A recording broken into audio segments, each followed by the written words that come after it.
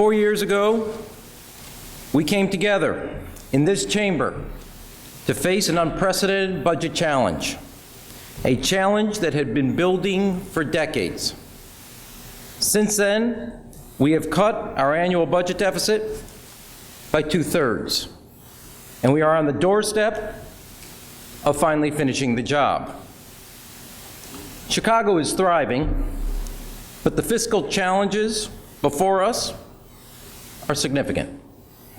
They threaten our economic future and the ongoing efforts to attract businesses and jobs to the city of Chicago.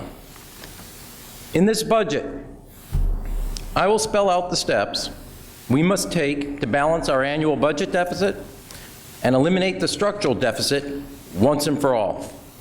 4 years ago, we began to chart a new course for Chicago's future. Now is the time to finish the job. First, I'd like to review the progress we are making in strengthening our economy and building a solid foundation for the future.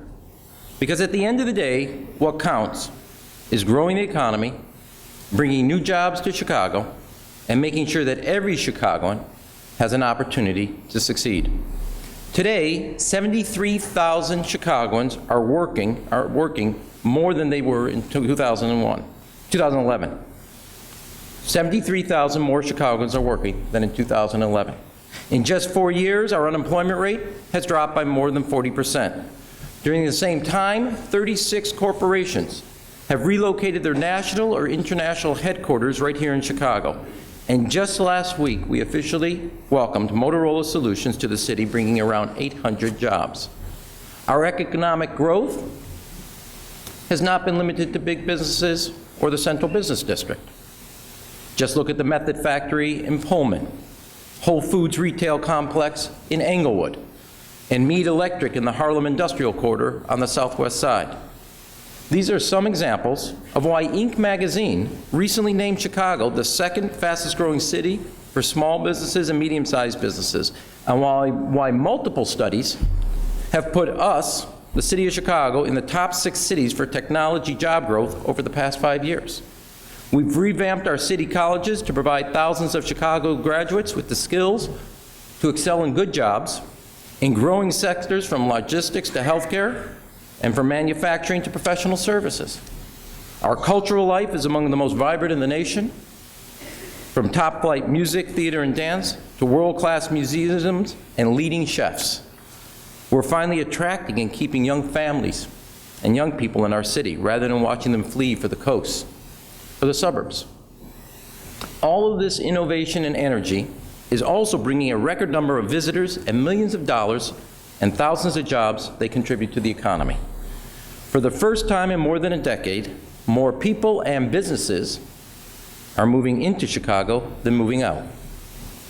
But if we want to keep things going right, we have to right our city's financial ship. And there is a right way and there is a wrong way to balance a budget.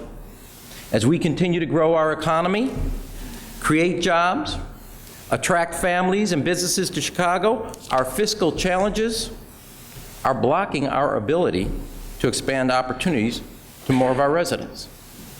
If we remove this obstacle, we will show others that we have the courage, that we have the strength, and that we have the determination to build a stronger future for Chicago. Now is the time. This is the council. Let us commit to finishing the job. We all know that economic progress has not reached every neighborhood and every resident of the city of Chicago. And our goal as a city must be to help ensure that everyone in Chicago has a chance at a brighter future, no matter where they live and no matter where they come from. That is why that we must make sure that as we deal with our fiscal challenges, we approach them in a way that is truly fair to all. We can balance our budget and still invest in the things that matter most to us. In fact, doing it the right way will enable us to do even more for the hardworking families of Chicago. We must protect and preserve the basic city services that our families and neighborhoods depend on, and we must ask more from those residents of Chicago who are succeeding. They know we cannot afford to leave anyone behind. We in this room did not create our current challenges, but we can and we must be the ones to fix them. The seeds of our financial crisis were planted many decades ago and were not addressed for far too long.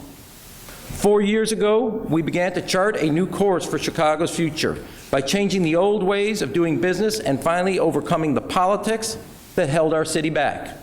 In the past 4 years, our city's structural deficit, as I've said, has been cut by 2/3. That deficit has been reduced with every budget we have delivered. And with this budget, it will be the lowest level since 2008, setting us on a course to completely eliminate Chicago's structural deficit within the next 4 years. We will eliminate the structural deficit all within the next 4 years.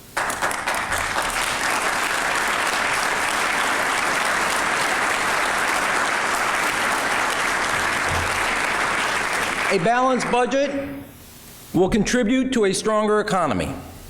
By improving our financial picture, we will reduce by the millions of dollars the interest we have to pay rather than borrowing against our children's future.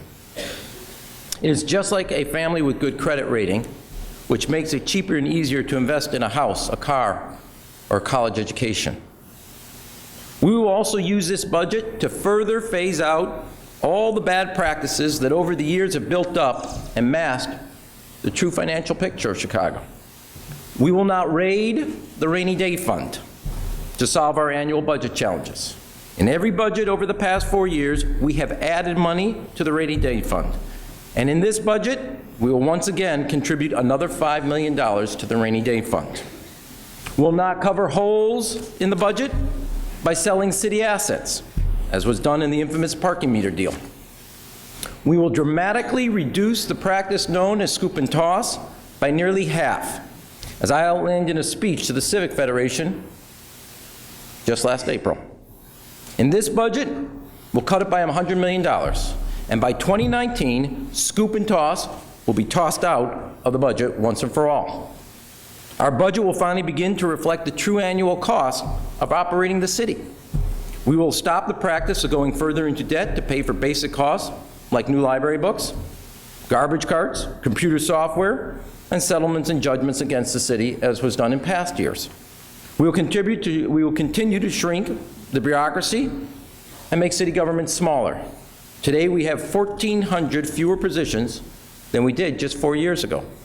We will match every dollar in new revenue with a minimum of $1 in new reforms. In this budget, we've identified more than $170 million in savings, reforms, and efficiencies. We will not waver from our strategy of cutting waste and ridding the budget of financial gimmicks and political shell games. Hardworking Chicago taxpayers deserve nothing less from us. Unfortunately, the city's structural deficit, while serious, is not the only challenge we're facing.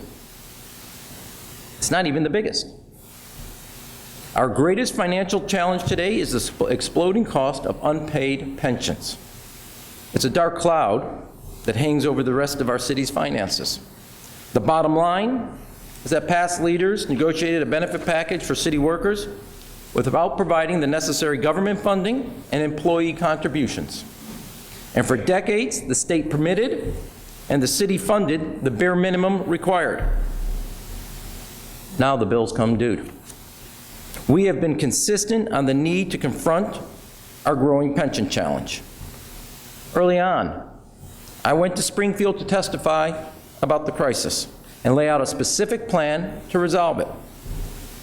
I've been making progress on that pension proposal ever since, working with labor to put Chicago's 4 retirement funds, plus the one for the Park District, on a sounder financial footing than when we came here. Last year, we successfully negotiated landmark pension reform, covering both the laborers and municipal worker funds. It combined adjustments in benefits and employee contributions with a city contribution, a guarantee and a commitment that never existed before. We continue to fight for that agreement in the courts. Once again, with this budget, we're putting our city's annual pension contribution to those funds in an escrow, consistent with that agreement. These reforms funded about half of our pension obligations. The other half rests with police and firefighters. One thing we know for sure, we cannot cut our way out of this crisis. To fund our pension obligations through cuts, here is what we would have to agree to and do. We would need to cut 2,500 police officers, 20% of the ranks. On top of that, we would need to close 48 fire stations, about half of our stations across the city, and lay off 2,000 firefighters, about 40% of the force. In addition to those two things, we would need to reduce garbage collection from once a week to only twice a month. We would need to completely eliminate recycling citywide, which we just expanded citywide 3 years ago. We would need to stop repairing potholes, making our roads more dangerous to drive on. We would need to stop rodent abatement, degrading the quality of life in our neighborhood. And we would need to eliminate graffiti removal, inviting more vandalism and blight that hurts businesses and threatens the sense of safety in our neighborhoods. In short, if we were to fund police and firefighters' pensions with cuts alone, our city services would become unreliable, our city would become unlivable, and that would be totally unacceptable. That is not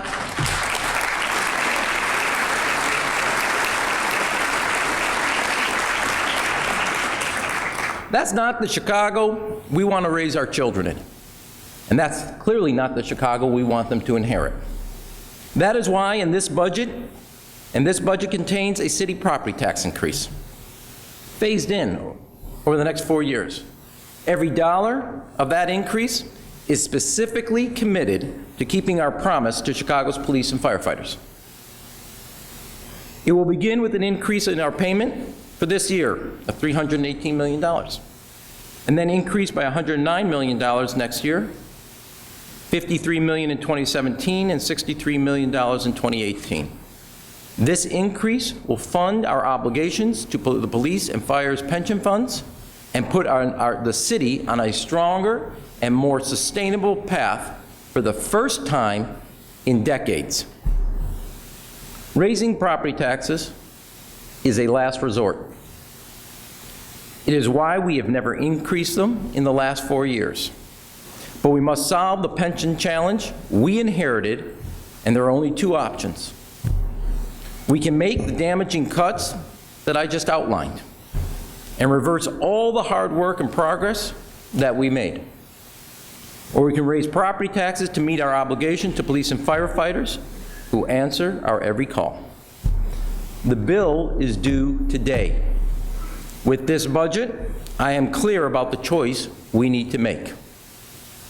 It's no accident that there are a number of police officers, a number of firefighters who serve on this council. They are an integral part of Chicago's civic and social fabric.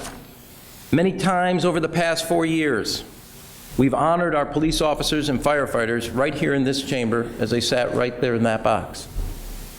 We honored heroes like Police Captain Edward Colbita, who was shot in the line of duty last October while apprehending a fugitive from Indiana. He sustained life-threatening injuries while trying to protect his fellow officers. Not only did Captain Colbita recover from his wounds, he is now the commander of the 12th Police District.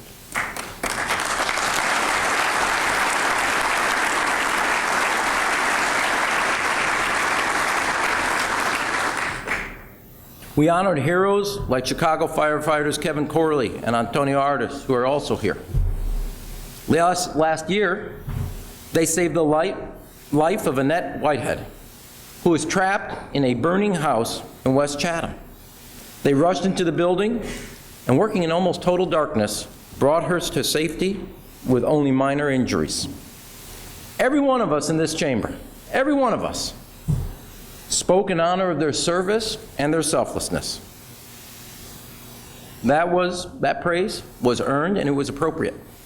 In the same way, ensuring a secure retirement for them and their family is also appropriate. These police officers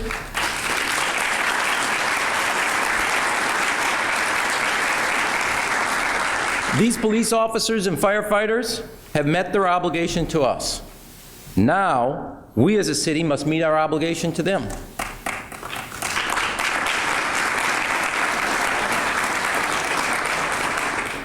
We all know that raising property taxes puts a burden on the residents of our city, many of whom are struggling day to day just to pay their bills and to feed their kids.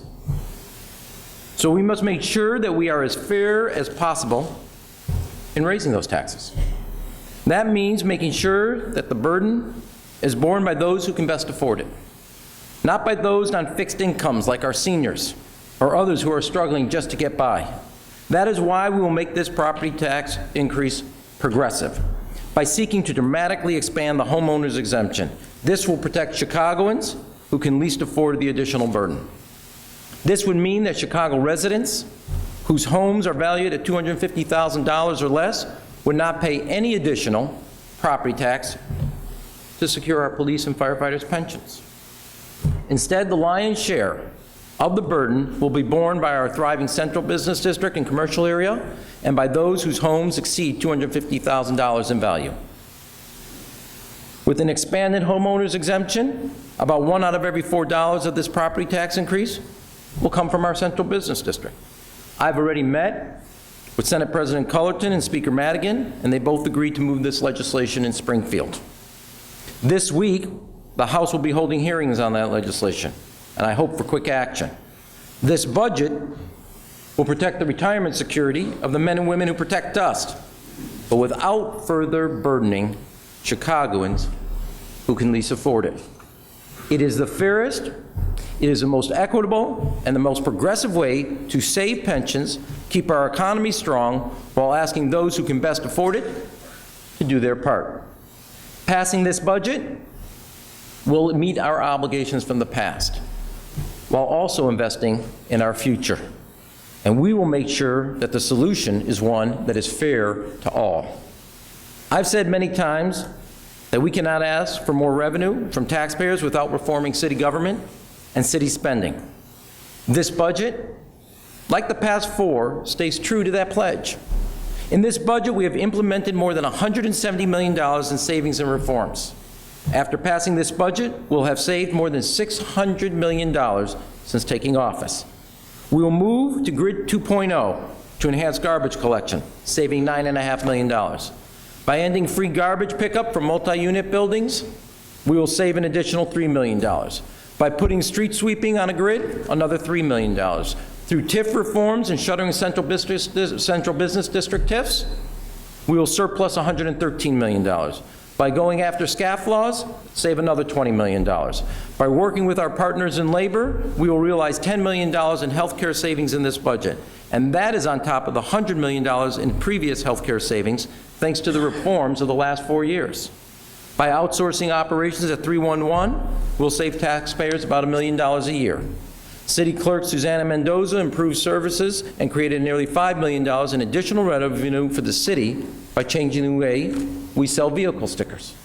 City Treasurer Kurt Summers grew investment income by over $6 million just by reforming the way we invest city funds. But this is not the end of our search for savings. It's an ongoing process every day of every year. I want to recognize some of those who've joined in this effort to help balance the city's budget and bringing more fairness to the operation. Chairman Burke, Chairman Beal proposed a surcharge on rideshare services like Uber and taxi rides to help level the playing field between the industries while providing new services to customers. While we have reached in the city record low rates of youth smoking in Chicago, research has shown that tobacco companies are using e-cigarettes to lure young people into a lifetime of smoking, just as we predicted and said and suspected 2 years ago. So I'm proud that Alderman Marino proposed extending the tobacco tax to e-cigarettes and chewing tobacco. That will help our city's bottom line while also improving our children's health. Aldermen from across our neighborhoods, together with Inspector Joe Ferguson, proposed a garbage collection fee, like those employed by surrounding suburbs and other cities. We're establishing a fee of $9.50 per month. Half of Chicago's residents already pay for garbage collection, and they pay up to $16 per month. Residents of Berwyn pay nearly $25 per month. Residents in Seattle can pay up to about $100 a month. I understand this is new, but it's necessary to provide the level of services that Chicagoans depend on. The purpose of government is not simply to balance a budget. A budget must also be in balance with our values. That means investing in things that give all the people of Chicago a chance at a better life, regardless of where they live in the city.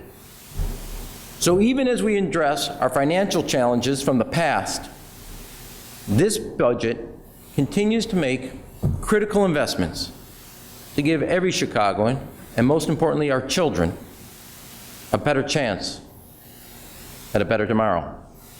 I want to thank the members of this council who've continually to support these critical investments in our children, even as funding from Washington and Springfield has dried up. In this budget, we will continue to chart a new course for Chicago's future by extending after-school investments to another 1,500 children to now serve a total of 27,000 children in Chicago. That is an increase of nearly 100% over the past 4 years.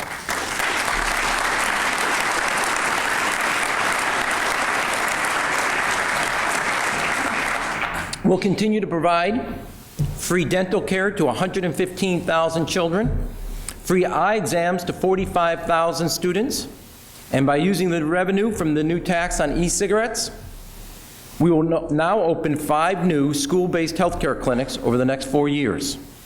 We'll expand learning gardens to an additional 92 schools, which will bring us to a total of 200 schools with learning gardening, serving approximately 80,000 kids throughout the city of Chicago. We know that good schools are essential to a child's future, and we know that the Chicago public schools are facing a tremendous financial burden. We as a city must do everything we can to help them and leave no stone unturned. Back in 2003, the legislature in Springfield gave Chicago the right to levy a special property tax to help with school modernization. Yet in all those intervening years, the city never followed through. Today, in Chicago, the place we call home, in our schools, it is so overcrowded.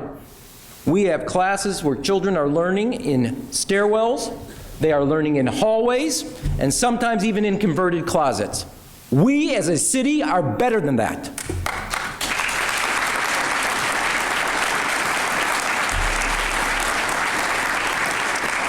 I have been, and you have been, to schools that are so overcrowded, the hallway is a lunchroom. And I've also seen, and you have also seen, the difference a new modern addition makes to a child's education. Every one of us. So along with the city budget, we propose to start levying a special property tax for school modernization, to bring thousands of Chicago's students out of the closet and into the daylight. Once this levy is enacted, it will enable us as a city to end school overcrowding in Chicago in the coming years. It will also enable us to finish the job in making sure that every classroom, in every school, in every neighborhood is fully air conditioning, something the city's been debating since 1963. It's time we get the job done for our children. At the same time, keeping our children and neighborhoods safe must be a constant priority for the city. We know there are neighborhoods in Chicago where our parents are afraid to let their children play on the porch in a local park. It's a question Ms. Pondexter asked herself this weekend, who I visited. Despite our very best efforts, including increased community policing, shootings and murders so far this year have gone up instead of down, reversing the progress we made last year. While this is happening in cities nationwide, it is totally unacceptable here in Chicago.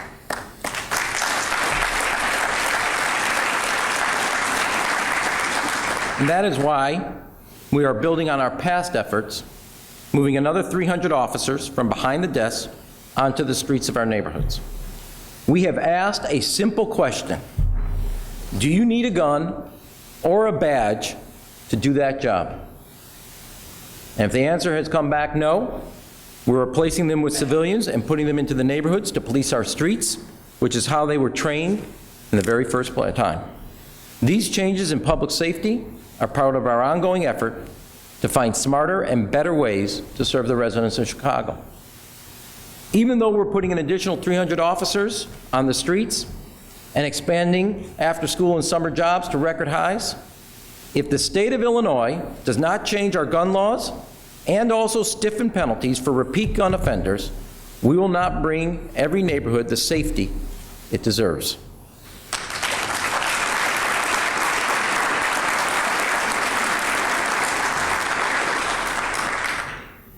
Making these changes will not be easy, but they're necessary to ensure the kind of city we want to be. On so many fronts, we are making great progress because we mustered the strength to challenge a failed status quo. More students than ever are graduating from our high schools, and even more students will graduate in the coming years. We've turned our city colleges from simply being the 5th and 6th year of high school education into institutions of higher learning that bridge to the good jobs of today and the promising careers of tomorrow. And just this year, the city of Chicago, the first city in America, has our first class, about 900 kids at Chicago Stars, CPS students who are going to community college free because they earned a B average in high school. No other city has done that. For 2 straight years, Chicago's led the nation in corporate relocations. For 3 straight years, the Chicago metro area has led the nation in direct foreign investment. Last year, we're the #1 city for convention business with thousands of jobs and millions of dollars of revenue and all the visitors it brings. We have the busiest aviation system in the nation and the hundreds and thousands of jobs that come with it. We have the #1 neighborhood library system in America, serving families across Chicago. We have the #1 park district of any large city in America. Because of all the things we've accomplished together, Chicago's growing stronger every day. Now is our chance to ensure that the economic growth and the opportunity that is occurring in Chicago is taken to every neighborhood and to every resident of Chicago. That is what we must do together with this budget. With this budget, we will vote to eliminate the structural deficit once and for all. With this budget, we will vote to end scoop and toss and excessive borrowing once and for all. With this budget, we'll vote to meet our obligations to our police and firefighters once and for all. With this budget, we'll vote to end the tricks, the gimmicks, and the financial shell games once and for all. With this budget, we'll vote to invest in better city services, modern 21st century schools, more summer and after-school opportunities for our children and teenagers. Together, we will vote for a budget that is fair to all Chicagoans and key to Chicago's future. When we pass this budget, we will demonstrate to all those families, businesses large and small, both inside and outside of Chicago, that we have a vision for the future and the strength and the unity to achieve it. We all know, every one of us, that public service today is totally discredited. Many people think government couldn't organize a one-car parade if it tried. Many people hold politicians in contempt. They believe that our highest aspiration is simply to get reelected. They look at Washington and Springfield, and for good reason, conclude that nothing's getting done. It's like watching paint dry. We in this chamber have an opportunity to show the public that elected officials can make a difference if we're willing to confront our greatest challenges instead of simply passing them along. I know this budget's tough, and therefore, I know it carries political risk. I get it. But there's a choice to be made. Make no mistake about it. Either we muster the political courage to deal with the mounting challenges we inherited, or we repeat the same practices and allow the financial challenges to grow. Every time we enter this chamber, downstairs, we pass a plaque honoring those who built this great building. We may not remember their individual names, but their actions have stood the test of time, because they laid a foundation that built this building, and that helped build this great city. And if we're willing to finally confront our fiscal challenges, I believe we will be remembered as the men and women who pulled Chicago back from the financial brink and made Chicago stronger. So here's the choice we all have to make. With this budget, we can be remembered for stepping up to the challenge rather than stepping aside. With this budget, we will be counted among the doers rather than among those who dithered. With this budget and its passage, our individual names will be in the history book rather than the guest book. We owe it to our city and to the generations who come after us to do what is right, even when it is hard. I believe we'll rise to the occasion. I am confident that we will go down in history as the elected leaders who stepped up when Chicago needed us the most. For the sake of our city's future, let us resolve to make that our collective legacy. Thank you.